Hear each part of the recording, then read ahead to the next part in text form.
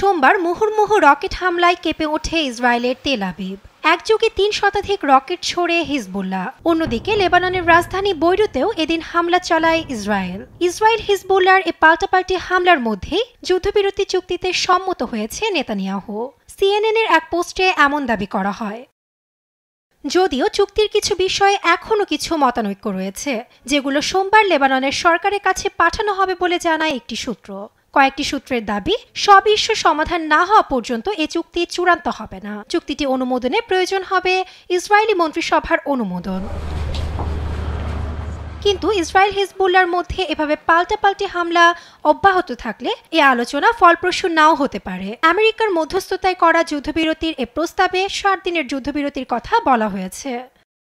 গত সপ্তাহে যুদ্ধবিরতি চুক্তিকে এগিয়ে নিতে মার্কিন প্রেসিডেন্টের বৈশ্বিক অবকাঠামো ও জ্বালানি নিরাপত্তা বিষয়ক বিশেষ দূত আমোস হোচস্টেইন বৈরুত সফরে যান। এ সময় তিনি জানান, চূড়ান্ত সিদ্ধান্ত দল দুটির উপর নির্ভর করছে। তিনি লেবাননের প্রধানমন্ত্রী নাজিব মিকাতি ও সংসদ স্পিকার নাবিহ বেরির সাথে সাক্ষাৎ করেন।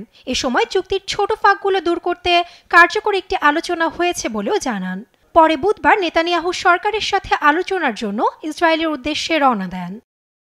সিএনএনের এক বিশ্লেষকের দাবি, শনিবার ওয়াশিংটনে নিযুক্ত ইসরায়েলি রাষ্ট্রদূতের সাথে কথা বলেন হোচস্টেইন। এ সময় যুদ্ধবিরতির প্রস্তাবে ইসরায়েল ইতিবাচক সাড়া না দিলে যুক্তরাষ্ট্র মধ্যস্থতাকারীর ভূমিকা থেকে সরে দাঁড়াবে বলে জানান তিনি।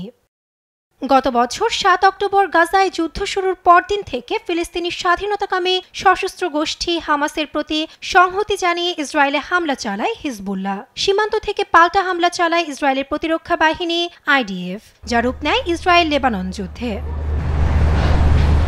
নাসরিন আক্তার, নিউজ ডেস্ক, দেশ টিভি।